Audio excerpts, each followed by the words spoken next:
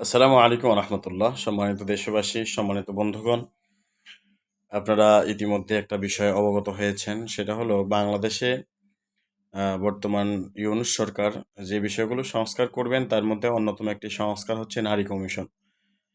নারী কমিশনের আহ, যে বিষয়গুলো সংস্কার করা হবে বা করার জন্য প্রস্তাব রেখেছে সেই বিষয়গুলোর ব্যাপারে প্রায় ৩18 পৃষ্ঠার একটা নথি জমা দিয়েছে ইউনূস সরকারের কাছে এই নারীবাদীরা, কিছু নাস্তিক্যবাদীরা। তো এই 10টা, ওদের 118 পৃষ্ঠার মধ্যে প্রায় 10টা প্যারা রয়েছে, যেখানে আপনার হচ্ছে 10টাই কোরআন হাদিস বিরোধী আইন। এর মধ্যে তারা একাধিক বিবাহ নিয়ে আহ, প্রশ্ন তুলেছে যে একাধিক বিবাহ যেন করতে না পারে। অথচ আল্লাহ সুবহানাহু ওয়া তাআলা বলছেন, ফানকিহু মা তাবা লাকুম মিনান নিসা মাসনা ওয়া সুলাসা ওয়া রুবা। যেখানে আল্লাহ সুবহানাহু ওয়া তাআলা 4টা বিয়ের অনুমতি দিয়েছেন, সেখানে তথাকথিত নাস্তিক্যবাদী নারী কমিশন একাধিক বিয়ের বিরোধিতা করতেছে, তারা কোরআন হাদিসের বিরোধিতা করতেছে।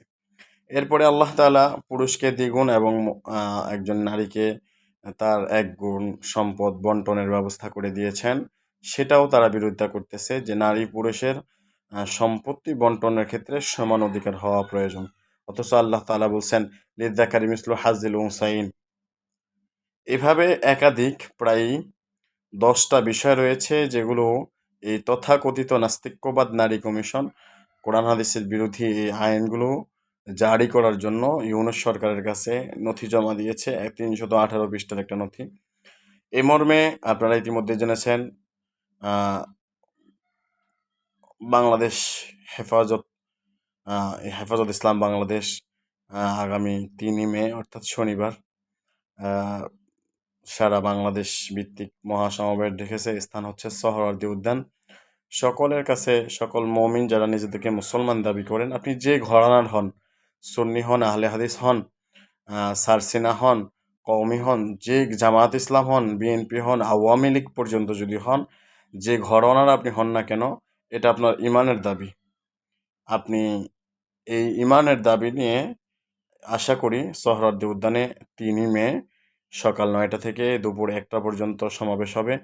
আমরা সকলেই এখানে ঐক্যবদ্ধ হয়ে কোরআনের পক্ষে, আল্লাহ তাআলার পক্ষে, আল্লাহ তাআলার বিধানগুলোর পক্ষে দাঁড়ানোর আল্লাহ তাআলা তৌফিক দান করেন। সকলেই আমন্ত্রিত, সকলেই আসবেন।